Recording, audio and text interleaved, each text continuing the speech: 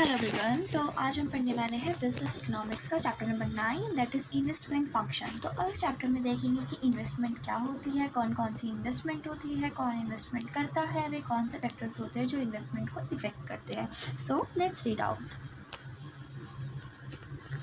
सो तो start from meaning of investment expenditure की जो इन्वेस्टमेंट एक्सपेंडिचर होता है वो क्या होता है। So according to Keynes a man can invest his resources in two ways. He may buy shares and stock of an existing company, or he may buy an old company, and he may invest his wealth in buying new machine, in setting up new factory premises.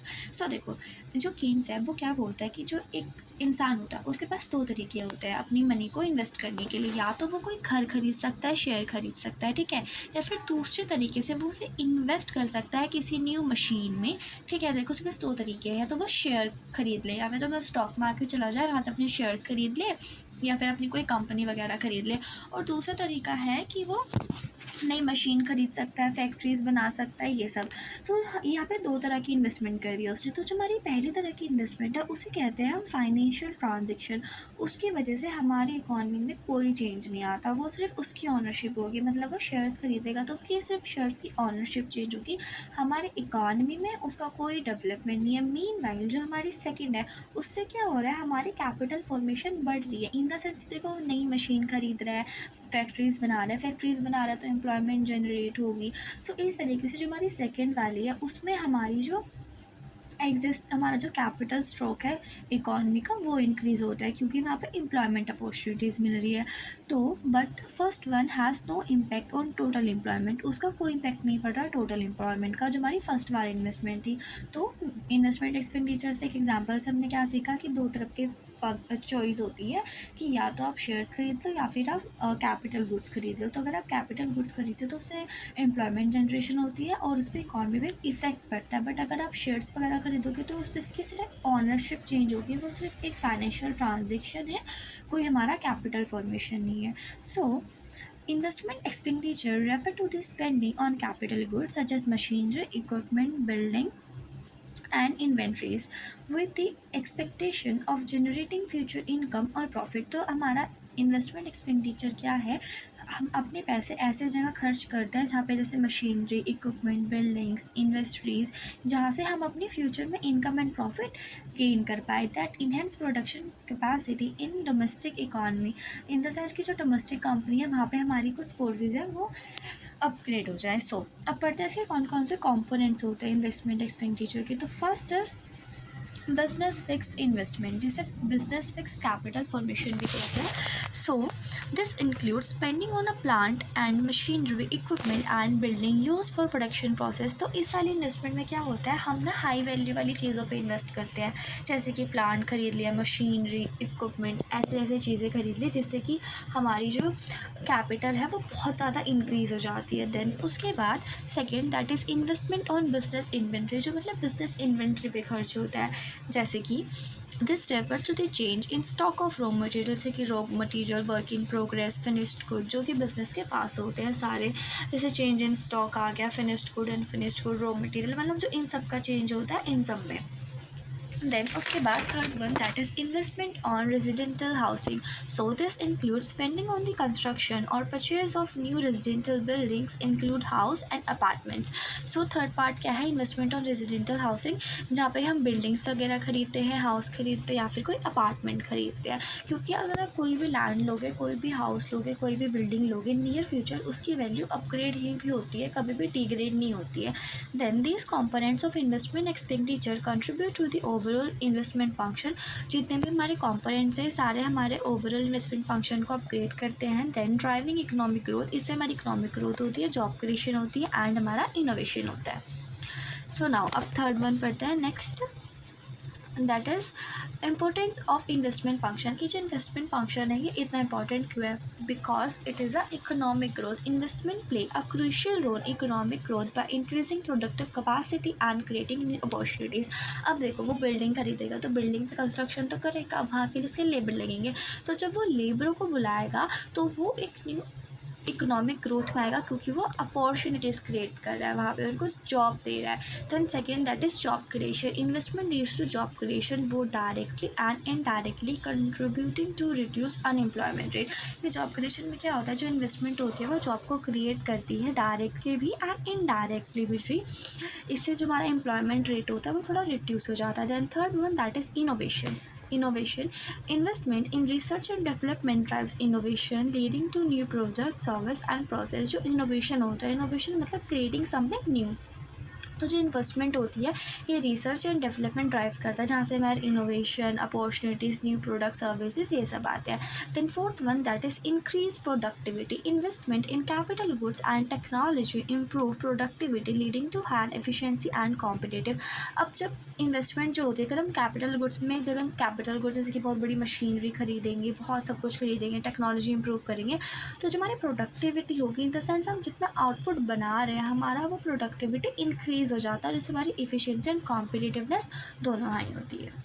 सो अब पढ़ते हैं types of investment की। जो investment होती है वो कितने कितने टाइप्स की होती है, इसको ना 5 पार्ट्स में डिवाइड करा हुआ है और उसके भी 2 पार्ट्स हैं। तो फर्स्ट है financial investment versus real investment की फाइनेंशियल इन्वेस्टमेंट क्या होती है एज वेल हमारी रियल इन्वेस्टमेंट क्या होती है। तो फाइनेंशियल इन्वेस्टमेंट क्या होती है, इन्वेस्टमेंट इन फाइनेंशियल एसेट, जो फाइनेंशियल एसेट्स जैसे कि stocks, bonds, mutual fund, derivatives. And real statement क्या होती है, इन्वेस्टमेंट इन टेंजिबल एसेट जिनको हम छू सकते हैं, जैसे कि plant, machinery, building, equipment, inventories. So it implies net capital formation. अब देखो वही बात है कि जो हमारी फाइनेंशियल इन्वेस्टमेंट है वो सिर्फ स्टॉक, बॉन्ड्स, म्यूचुअल फंड्स इसमें करेंगे। अगर हम पूरे इकॉनमी के पॉइंट ऑफ व्यू से देखें तो उसकी कोई ज़रूरत नहीं है, हमें क्या ज़रूरत है स्टॉक बॉन्ड की, वो तो सिर्फ एक ऑनरशिप चेंज करता है ना। मीनवाइल जो हमारा रियल इन्वेस्टमेंट है, जहाँ पे हम प्लांट, मशीनरी, इक्विपमेंट्स, इन्वेंट्रीज ये सब परचेज कर रहे हैं, वहाँ से हमारी नेट कैपिटल फॉर्मेट हो रही है, मतलब हमारी प्रोडक्शन इंक्रीज़ हो रहा है, इन्हांस हो रहा है, तो इसलिए सेकेंड वाले हमारे लिए ज़्यादा इंपॉर्टेंट है। Then second that is induced investment versus autonomous investment. So induce investment क्या होता है, investment that is influenced by change in income और डिमांड, जो इनकम एंड डिमांड से इन्फ्लुएंस होती है। And it is profit motivated and depends upon the level of economic activities it govern by income and profit. देखो जहाँ पे income और profit होगा ना, हम वहाँ पे ये इन्वेस्टमेंट करेंगे। सो ये प्रॉफिट मोटिवेटेड इन्वेस्टमेंट होती है। देन ऑटोनमस इन्वेस्टमेंट क्या होता है, investment that is not influence by change in income और डिमांड, जो इनकम और डिमांड से बिल्कुल इन्फ्लुएंस नहीं होती। It is driven by factors like technological advancement, government policies, innovation, जो कि किसी प्रॉफिट वगैरह की वजह से नहीं होता, या फिर टेक्नोलॉजी की वजह से, पॉलिसीज़ की वजह से, इन सब की वजह से होता है। देन उसके बाद जो हमारा इंड्यूस होता है, इंड्यूस इसका जो हमारा स्लोप होता है वो ऐसे होता है, और यहाँ पर हमारी आ जाती है इन्वेस्टमेंट, और यहाँ पर आ जाती है हमारी रियल इनकम। क्योंकि देखो जैसे जैसे हमारी प्राइसेस बढ़ेंगे, जैसे जैसे हमारा प्रॉफिट बढ़ेगा, तो ये हमारा ऐसे इंक्रीज़ होता रहेगा। मीनवाइल जो हमारी ऑटोनमस इन्वेस्टमेंट है वो हमेशा सेम रहती है, क्योंकि वो कभी प्रॉफिट के लिए नहीं होता, कभी भी वो इनकम के लिए नहीं जाता है। तो इसका जो डायग्राम होता है वो हमेशा ऐसे होता है, एज अ कॉन्स्टेंट। सो अब नेक्स्ट पढ़ लेते हैं, that is private investment versus public investment. So private investment, so investment made by private individual और बिजनेस, जो कि जो इन्वेस्टमेंट होती है तो उसे कोई सिंगल पर्सन करेगा या फिर उसे बिजनेस मिलके करेंगे, जो प्राइवेट बिजनेसेस होता है। Driven by profit motive and market forces, जो प्रॉफिट के लिए होता है और जो मार्केट में बेनिफिट के लिए होता है। फिर उसके बाद MEC and rate of interest are basic factors, और एमईसी और जो रेट ऑफ इंटरेस्ट है वो उसके बेसिक फैक्टर है। मैं बताती हूँ, जो एमईसी है ये हमारा स्टैंड करता है मार्जिनल एफिशिएंसी ऑफ कैपिटल के लिए। तो देखो जैसे जैसे एमईसी हमारा रेट ऑफ इंटरेस्ट से ज़्यादा होगा तो हमारी जो प्राइवेट इन्वेस्टमेंट होगी वो बहुत ज़्यादा होगी। और मीनवाइल अगर हमारा रेट ऑफ इंटरेस्ट ज़्यादा है और एमईसी हमारा छोटा है, तो जो हमारी इन्वेस्टमेंट है वहाँ पे कोई नहीं करेगा प्राइवेट इन्वेस्टमेंट, क्योंकि वहाँ पे हमारा प्रॉफिट ही नहीं होगा। तो प्राइवेट वाले क्यों ही करेंगे इन्वेस्टमेंट जब उनका वहाँ प्रॉफिट ही नहीं है। Then second that is public investment की पब्लिक इन्वेस्टमेंट क्या होता है, हमारी जो गवर्नमेंट करती है वेलफेयर के लिए, कंट्री के डेवलपमेंट के लिए, इकोनॉमिक डेवलपमेंट के लिए। Then investment made by government and public sector, जो गवर्नमेंट और पब्लिक सेक्टर करता है। Aim to providing public goods, जो कि का एम होता है पब्लिक गुड प्रोवाइड करना, सर्विस, इंफ्रास्ट्रक्चर, इकोनॉमिक डेवलपमेंट ये सब प्रोवाइड करना। देन अब पढ़ते हैं fourth one, that is gross investment versus net investment. So gross investment देख लेते हैं क्या होता है। Total amount spent on capital goods during a period, हमने कितनी सारी कैपिटल खर्च कर दी है एक सिंगल गुड के लिए, मतलब कैपिटल गुड्स के लिए। Then it includes replacement, investment, depreciation and net addition to the capital stock. तो देखो जो हमारी ग्रॉस इन्वेस्टमेंट होती है कैसे निकलती है, जब अपनी net investment, in the sense हम सारी की सारी इन्वेस्टमेंट को अपनी रिप्लेसमेंट इन्वेस्टमेंट के साथ भी प्लस कर देंगे, तुम्हारी क्रॉस इन्वेस्टमेंट निकल जाती है। अब रिप्लेसमेंट कॉस्ट इन्वेस्टमेंट क्या होता है, रिप्लेसमेंट इन्वेस्टमेंट होती है, अब कोई मशीन है, अब वो ख़राब तो होगी, वो ज़िंदगी भर उसी कंडीशन में तो नहीं रहेगी ना। तो जो भी हम कॉस्ट लगाते हैं उसको मेंटेन करने के लिए उसको बोलते हैं हम कहाँ गया, हाँ ये रिप्लेसमेंट इन्वेस्टमेंट। सो अब पढ़ते हैं नेट इन्वेस्टमेंट क्या होता है। सो ग्रॉस इन्वेस्टमेंट माइनस डेप्रिसिएशन, अगर हम ग्रॉस इन्वेस्टमेंट में से, इन द सेंस पूरी हमारी जब रिप्लेसमेंट को प्लस कर लेंगे, नेट को प्लस कर लेंगे, तो जब हमारा ग्रॉस आता है तो ग्रॉस में से हम डेप्रिसिएशन को अगर माइनस कर देंगे तो हमारा नेट इन्वेस्टमेंट आ जाएगा। It represent the net addition to the capital stock, इसलिए हमें बताता है कि हमारा नेट एडिशन कितना है, इन द सेंस कि जो हमने कैपिटल स्टॉक है उसमें कितना इंक्रीज़ करा है। मान लो कि 10 लाख की गुड्स थी और हमने उसे 15 का कर दिया, तो 5 लाख हमारा एक इन्हांस, मतलब एक हमने कितना अपना स्टॉक में ऐड करा है। देन उसके बाद फिफ्थ दैट इज़ इंटेंडेंट, और ये इसका ना बहुत सारे नाम है, इसे इंटेंडेंट कह लो, एक्सेंटे कह लो, या प्लान कह लो, या वॉलंटरी कह लो, जो हम अपनी मर्ज़ी से करते हैं। और सेकंड वन दैट इज़ अनइंटेंडेंट कह लो, एक्सपोज्ड कह दो, अनप्लान कह लो, इनवॉलंटरी कह लो। सो इसको तो इसको 2 पार्ट्स में पढ़ते हैं। दैट इज़ इंटेंडेंट, जिसे प्लान और वॉलंटरी इन्वेस्टमेंट भी कहते हैं। So investment that is plan और डेलिब्रेटेड, जो प्लान होती है सब कुछ देख दूख के चलती हैं। दैन उसके बाद बेस्ड ऑन एक्सपेक्टेड रिटर्न और मार्केट कंडीशन, अब हमने प्लान करा तो हमें कुछ तो रिटर्न चाहिए होगा ना, तो ये हमारे एक्सपेक्टेड रिटर्न्स पर मार्केट कंडीशन पे बेस्ड होता है। Then second that is unintended unplanned involuntary investment. तो ये कौन सी इन्वेस्टमेंट होती है, investment that occur due to unforeseen circumstances, जब हमें एमरजेंसीज में कोई इन्वेस्टमेंट करनी पड़ती है, जैसे कि डिमांड में कोई चेंज आ गया है, हमारी डिलीवरी नहीं हुई है, हमारा इंक्रीज़ हो गया कैपिटल स्टॉक में। सो अभी जो भी हमारी कैटेगरीज पड़ी थी, ये सब डिपेंड करते हैं कि आपको कैसे कैसे डिसीजंस हैं और आप कौन कौन से अपनी पसंद के साथ करना चाहते हैं। और हाँ बस, अब हम नेक्स्ट टॉपिक पढ़ते हैं। So now inducement to investment और डिटर्मिनेंट्स ऑफ इंड्यूस्ड इन्वेस्टमेंट, के जो इंड्यूस्ड इन्वेस्टमेंट थी उसके कौन कौन से डिटर्मिनेंट्स होते हैं। सो इंड्यूस्ड इन्वेस्टमेंट तो आपको पता ही है ना, जैसे ये जो प्रॉफिट बढ़ाने के लिए हम करते हैं। So first is marginal efficiency of capital, जो अभी MEC हम पढ़ के आए हैं। So the marginal efficiency of capital is the rate of return expected from an additional unit of capital investment, कि जितना भी हम एडिशनल यूनिट करते हैं उससे क्या एक्सपेक्ट कर रहे हैं कि वो हमें प्रॉफिट देगा, तो उसे बोलते हैं marginal efficiency of capital. Marginal का मतलब तो पता ही है यार, 11 से पढ़ते आ रहे हैं कि मार्जिनल इन द सेंस जो एडिशन, इन एडिशन में जो चीज़ हो रही है, तो जब भी हम इन एडिशन में कोई कैपिटल इन्वेस्टमेंट करते हैं तो उसे बोलते हैं marginal. So it is a crucial factor in determining induced investment. So एक क्रूशियल फैक्टर है जहाँ पे हम इसे डिफेंड करते हैं। सो उसके बाद second that is components of MEC, की MEC के कौन कौन से कंपोनेंट्स हैं। तो first is prospective yield, the expected stream of income और return from an investment over its lifetime, कि हमने पूरी उसके लाइफ टाइम में हमने कितना उससे एक्सपेक्ट करा है, उसका बोलते हैं prospective yield. And second that is supply price, the cost of acquiring of producing new capital asset, जितने भी हमने न्यू कैपिटल एसेट खरीदा है उसका प्राइस कितना है, मतलब उसकी रिप्लेसमेंट कॉस्ट कह लो, इसको रिप्लेसमेंट कॉस्ट भी कहते हैं, और कि हमने उसको कितना प्राइस, हमने उसे कितना प्राइस दिया उसको परचेज़ करने में। दैन सेकंड इंड्यूस्ड इन्वेस्टमेंट के कौन कौन से डिटर्मिनेंट्स होते हैं, 2 होते हैं। एक होते हैं मार्जिनल एफिशिएंसी ऑफ कैपिटल, इसे MEC कहते हैं। Second is rate of interest. तो अभी हम MEC पढ़ लिया, अब रेट ऑफ इंटरेस्ट पढ़ते हैं। So the rate of interest is the cost of borrowing capital और the return on lending capital. It is critical factor in the determine the level of investment. So rate of investment क्या होता है, ये cost होते हैं कि हमने अपनी कोई कैपिटल कितनी बोरो करी है। The rate of interest is the cost of borrowing capital और the return on lending capital, की जो हमने लैंडिंग, जब कैपिटल जैसे जो हमने किसी को दिया था उधार में, हमें उससे कितना रिटर्न मिला, या फिर इतना कि जो cost of borrowing capital. Then it is, ये बहुत ज़्यादा एक क्रिटिकल फैक्टर है जब हम लेवल ऑफ इन्वेस्टमेंट को डिटरमाइन करते हैं। So when the MEC is higher than rate of interest, जैसे मैंने आपको पीछे बताया कि जब MEC हायर होगा रेट ऑफ इंटरेस्ट से, तो जो इन्वेस्टमेंट होगी वो ज़्यादा से ज़्यादा बढ़ेगी as the expected return from the investment, क्योंकि हम उसे बहुत ज़्यादा एक्सपेक्ट करेंगे, जिससे कि हमारी जो कॉस्ट ऑफ बोरोइंग होगी उससे एक्सीड हो जाएगा।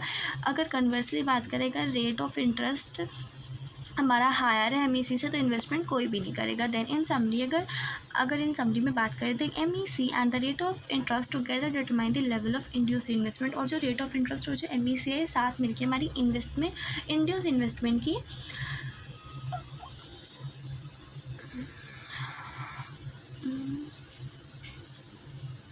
हाँ दोनों अरे यार दोबारा करते हैं। So, in summary, the MEC and the rate of interest together determine the level of induced investment। हमारा मतलब MEC और जो rate of interest है दोनों मिलके बताता है कि हमारा induced investment की level कितनी है। So, business will invest when the MEC is higher than rate of interest। business तभी invest करेगा जब उसका जो MEC होगा वो उसके rate of interest से थोड़ा ज़्यादा होगा। Then and they will be less likely to invest when the rate of interest exceed the MEC। और जब एक बहुत ज़्यादा कम इन्वेस्ट करते हैं जब उनका जो MEC होता है वो कम होता है हमारा रेट ऑफ इंटरेस्ट से। So next that is autonomous investment. क्या होती है ऑटोनमस इन्वेस्टमेंट, क्या होती है, इसके सोर्सेज क्या क्या होते हैं ऑटोनमस इन्वेस्टमेंट के। So autonomous investment is typically found by source that are not directly influence by current income और डिमांड। सो वही था जो ऑटोनमस इन्वेस्टमेंट जो हमारी गवर्नमेंट करती है, हाँ जो हमारी गवर्नमेंट करती है, और उसको कोई प्रॉफिट वगैरह नहीं होता, वो सिर्फ एक वेलफेयर के लिए करता है। सोर्सेज कहाँ से सोर्स होते हैं उन्हें इन्वेस्टमेंट करने के। सो फर्स्ट इज टैक्सेशन, मतलब जो हमारे टैक्स उनको पे करते हैं। So government can use tax revenue to fund autonomous investment. जो गवर्नमेंट होते हैं वो टैक्स, हम पूछे टैक्स इतना ज़्यादा ले रहे हैं इतना ज़्यादा ले रहे हैं, तो वो अल्टीमेटली जो टैक्स होता है वो हमारे पर ही आ जाता है। जैसे कि अभी मान लो गवर्नमेंट हमसे इतना ज़्यादा टैक्स चार्ज कर रहा है और अभी नेक्स्ट ईयर उन्होंने कोई ब्रिज बनवा दिया है, तो जो जितना हमने अपने को टैक्स दिया होगा ना वो सारा जो हमसे लिया है वो ब्रिज बनाने पे लगा देंगे। सो अल्टीमेटली इकॉनमी में हमारा ही पैसा जा रहा होता है। So investment in public good services infrastructure and the development projects. और टैक्सेशन मतलब टैक्स से उनको जितने पैसे मिलते हैं वो सब इन्वेस्ट कर देते हैं। Then second that is loans. Government और business can borrow from domestic और international sources such as bank, financial institution and bonds market to fund autonomous investment. कभी कभी जो गवर्नमेंट है वो लोन भी ले लेता है किसी बिजनेस फर्म से, या फिर डोमेस्टिक या फिर इंटरनेशनली भी लोन ले लेता है, जैसे कि बैंक से, फाइनेंशियल इंस्टीट्यूट से, बॉन्ड मार्केट से, टू फंड ऑटोनमस इन्वेस्टमेंट को फुलफिल करने के लिए। Then third that is deficit financing. So government can use deficit financing which involves borrowing और printing money to finance investment that are not covered by current revenues. Deficit financing that कभी वो print भी कर देता है या फिर कभी वो अपने फंड्स भी रख के एज अ कोलेटरल लोन ले सकता है। So these sources enable government and business to undertake autonomous investment that are given by long-term goals such as economic development, technological advancement, social welfare rather than short-term profit motive। ये कोई short-term profit motive के लिए नहीं होते, क्योंकि जो government होते हैं वो long-term profit के लिए करेगी, तो ऑफकोर्स वो ज़्यादा से ज़्यादा ही करेगी। then उसके बाद नेक्स्ट पढ़ते हैं that is factor influencing investment. में कौन कौन से फैक्टर्स हैं जो हमारी इन्वेस्टमेंट को इन्फ्लुएंस करते हैं। So first is technological advancement and innovation. New technologies and innovation can increase investment opportunities and improve productivity. So जो हमारी technological advancement in the sense कि जितनी हमारी टेक्नोलॉजी बढ़ेगी उतनी ज़्यादा हमारी इन्वेस्टमेंट होगी। देन जैसे कि हमारी जो लेबर सेविंग टेक्निक आई थी और जो कैपिटल इंटेंसिव टेक्निक आई थी उसकी वजह से हमारे ज़्यादा से ज़्यादा इन्वेस्टमेंट हुई है। Then second is discovery of natural resources. Discovery of natural resources can lead increase investment in extraction और प्रोसेसिंग इंडस्ट्री। अगर हमारी नेचुरल जो रिसोर्सेज होते हैं उनके ज़्यादा से ज़्यादा यूज़ के ऑल्टरनेटिव आएंगे, एकदम प्रोडक्टिव ऑल्टरनेटिव आएंगे, तो हम ज़्यादा से ज़्यादा इन्वेस्ट करेंगे। Then third one that is government policy. Government बहुत सारी पॉलिसी करता है जो एक पीपल में, पॉपुलेशन में मोटिवेशन दिखाता है। सो गवर्नमेंट पॉलिसीज इंक्लूड जैसे कि fiscal policy, tax incentives, regulatory framework जो हमारी इन्वेस्टमेंट को इंड्यूस करता है। Then fourth one that is foreign trade. International trade agreement, tariff, exchange rate, import export, ये सब हमारे इंड्यूस करते हैं जिससे कि हम ज़्यादा से ज़्यादा इन्वेस्टमेंट करें। Then fifth one that is political environment, stability, predictability. Government देखो हमारी जितनी ज़्यादा गवर्नमेंट होगी, अगर वो लॉ और ऑर्डर अच्छे से मेंटेन करके चलेगी, इकॉनमी में बिल्कुल वो बना के रखेगी, पीस बना के रखेगी, तो ज़्यादा से ज़्यादा सब इन्वेस्टमेंट करेंगे। Then six one that is expectation. Business confidence, जैसे कि बिजनेस है वो डिमांड जैसे इन्वेस्ट कर रहा है तो वो कुछ उससे एक्सपेक्ट भी करेगा ना, तो अगर उससे ज़्यादा रिटर्न आएगा तो वो ज़्यादा से ज़्यादा इन्वेस्ट करेगा। सो business confidence, expectation, future demand क्या है, मार्केट ट्रेंड क्या है, उसके ड्राइव करता है कि वह इन्वेस्टमेंट कितनी करेगा कितनी नहीं करेगा। Then seven that is state of population growth. A growing population can lead to increase demand for goods and services for driving investment. So अगर देखो पॉपुलेशन जितनी ज़्यादा से ज़्यादा होगी लोग उतनी ज़्यादा ही डिमांड करेंगे। Then 8, that is territorial expansion. Expansion into new market or territories can lead to investment opportunity. देखो जितनी ज़्यादा मार्केट होंगी उतने ज़्यादा सब उसको इन्वेस्ट करने के लिए तैयार होंगे। Then 9, that is price level. Changing price level including inflation, deflation. जो इन्फ्लेशन और डिफ्लेशन होता है ये भी डिपेंड करता है कि आप कितनी इन्वेस्टमेंट करना चाहोगे, कितनी नहीं। अगर देखो इन्फ्लेशन है तो सभी इन्वेस्टमेंट करेंगे, अगर किसी के पास पैसे नहीं है तो वो कहाँ से इन्वेस्टमेंट कर लेगा। then उसके बाद आएगा market structure, the level of competition. देखो मार्केट में क्या सिचुएशन है, कंपटीशन है, मार्केट साइज कितना बड़ा है, ये सारे फैक्टर्स है जो इन्वेस्टमेंट पे डिपेंड करते हैं। फिर उसके बाद अवेलेबिलिटी ऑफ फाइनेंस, कि हमारे पास फाइनेंस है कि नहीं, हम अब कितना क्रेडिट ले पा रहे हैं, इंटरेस्ट रेट क्या है, फाइनेंशियल मार्केट की कंडीशन क्या है। तो ये सारे जो फैक्टर्स हैं वो डिपेंड करते हैं कि हम अपनी इन्वेस्टमेंट करेंगे कि हम नहीं करेंगे। फिर उसके बाद conditions in labour market, labour skills, cost, availability, हमें कितने लेबर मिल रहे हैं, कितने लेबर नहीं मिल रहे हैं। देन उसके बाद next one that is present stock of capital goods. Then the existing stock of capital goods and their utilization can impact investment decision. हमारे पास अभी कितना स्टॉक है और हम इसको कितना अच्छे से यूटिलाइज़ कर रहे हैं, ये सब बताते हैं कि हमारा इन्वेस्टमेंट डिसीजन कैसे होगा। Then next is aggregate demand to overall level of demand in the economy can influence investment decision. हमारी जितनी भी डिमांड है, टोटल डिमांड डिपेंड करती है कि हमारा जो इन्वेस्टमेंट डिसीजन है वो कैसे होगा। Then fifth one that is factor influencing investment in public sector. जो पब्लिक सेक्टर में फैक्टर्स होते हैं जैसे कि गवर्नमेंट प्रायोरिटीज़ क्या है, बजट एलोकेट कैसे करा हुआ है, क्या क्या पॉलिसीज़ हैं, क्या क्या फ्रेमवर्क्स हैं, तो ये सब डिपेंड करते हैं कि हमारी जो इन्वेस्टमेंट है वो कैसे होगी और किस हिसाब से वो करनी है। Then next that is measures to stimulate private investment, की प्राइवेट इन्वेस्टमेंट कैसे स्टिमुलेट होती है। So reduction in rate of interest, lower interest rate can make borrowing cheaper, increasing investment by reducing cost of capital. अब देखो अगर हमारा interest of rate कम हो जाएगा, ठीक है, तो अगर हमारा रेट ऑफ इंटरेस्ट कम हो जाएगा सो जो बोरोइंग्स होगी वो थोड़ी सस्ती हो जाएगी, और जो चीज़ सस्ती होगी वो ज़्यादा होगी, इसी वजह से जो इन्वेस्टमेंट है वो ज़्यादा से ज़्यादा लोग कर पाएंगे।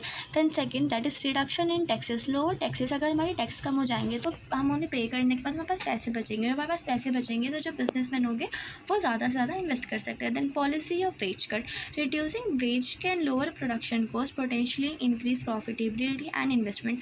अगर हमारी वेज कट कम हो जाएगी, अगर बिजनेस की साइड से देखिए तो हमारी जो प्रोडक्शन कॉस्ट होगी वो भी कम हो जाएगी।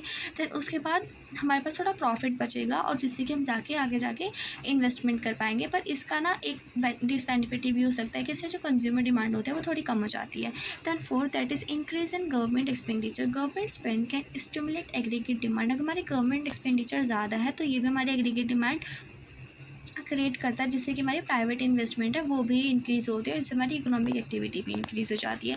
Then five that is price supporting policy, price supports policy can establish price reducing uncertainty and encouraging invest in certain industry.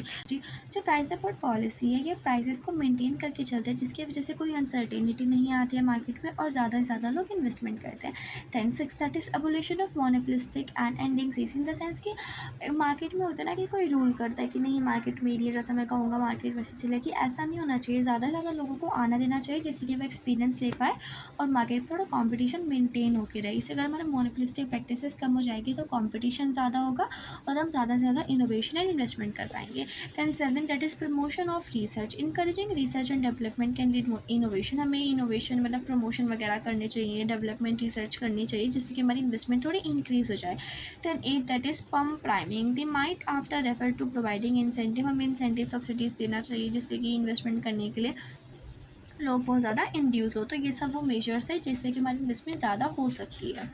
फिर अब पड़ता है इंपॉर्टेंस ऑफ इन्वेस्टमेंट, कि इन्वेस्टमेंट क्यों इंपॉर्टेंट है। So first determination of income and employment, investment play a crucial role in determining income and employment level in economy. देखो हमारी जितनी भी इन्वेस्टमेंट होती है वो बताती है कि हमारा जो इनकम एंड एम्प्लॉयमेंट है मार्केट में कैसे होगा। सो अकॉर्डिंग टू कीन्स क्या बोलते हैं, investment influence aggregate demand which in turn effect the level of economic activity.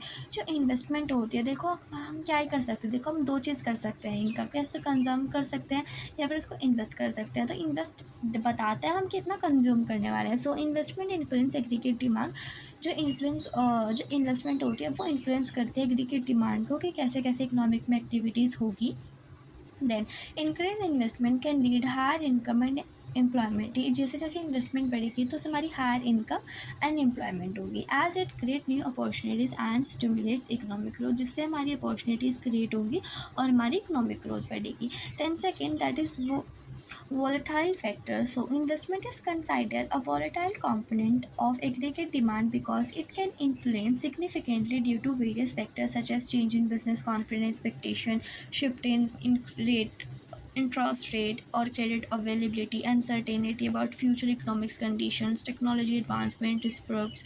This fluctuation have multiplier effect on overall economy, making investment a key factor in economic stability. जो investment होती है वो future expectation पे depend होता है कि future में कैसी चीज़ें होंगी।